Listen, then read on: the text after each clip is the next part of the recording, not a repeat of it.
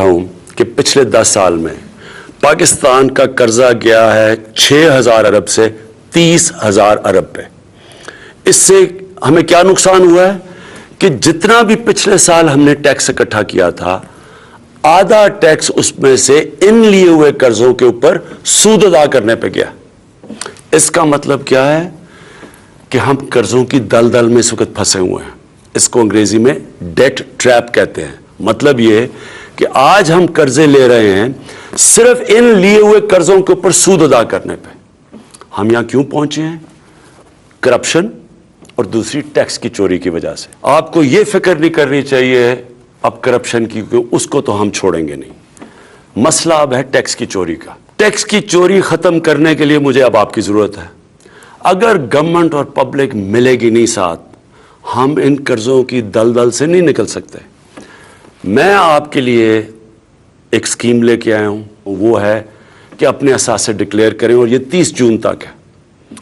اس scheme سے آپ کو موقع ملتا ہے کہ آپ نے جو پیسہ گھر میں رکھا ہوا ہے، جو ڈالر رکھے ہیں، جو سونا رکھا ہے، جو آپ کے باہر اثاثے ہیں، جو آپ کے بینامی اثاثے یا بینک اکاؤنٹس ہیں، ان سب کو آپ ڈکلیئر کر سکتے ہیں۔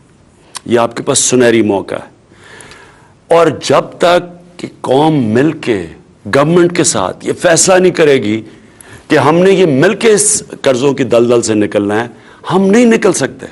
اور میں نے اپنی قوم کو دیکھا ہوا ہے، شوکت خانہ میں تو میں نے دیکھا ہوا کہ ہر سال پچھلے سال سے زیادہ پیسہ دیتے ہیں، لیکن 2005 میں زلزلہ آیا، میں نے اپنی قوم کو ایکشن میں دیکھا۔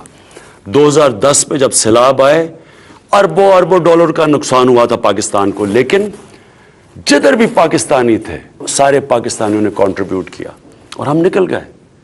اس سے ہم آرام سے نکل سکتے ہیں۔ ہم نے اگلے سال 5,500 ارب روپیہ اکٹھا کرنا ہے۔ میرے خیال میں اگر قوم فیصلہ کر لے، ہم ہر سال 8,000 ارب روپے سے زیادہ اکٹھا کر سکتے ہیں۔ ہمارے مسئلے حل ہو جاتے ہیں، ہم آزاد ہو جاتے ہیں، ہم اپنے پیروں پہ کھڑا ہو سکتے ہیں، ہم اپنے لوگوں کو غربت سے نکال سکتے ہیں، ہم اپنے بچوں کا مستقبل ٹھیک کر سکتے ہیں۔ لیکن مجھے اس کے لیے آپ کی ضرورت ہے، اور میں یہ آپ کو بتا دوں کہ میں چاہتا ہوں کہ آپ کے سامنے مشکلات نہ آئیں۔ ایف بی آر کے پاس سارا وہ ڈیٹا اویلیبل ہے، اور اگر آپ ایف بی آر کی معلومات ویب سائٹ پہ چلے جائیں گے، آپ اپنا ڈیٹا، آپ کو پتہ چل جائے گا کہ کیا کیا چیزیں اب ہمارے پاس آ گئی ہیں۔ میں نہیں چاہتا آپ کو مشکل کا سامنا کرنا پڑے، اس لیے میں چاہتا ہوں کہ اس کا فائدہ اٹھائیں اور اس ملک کو اس مشکل وقت سے نکالیں۔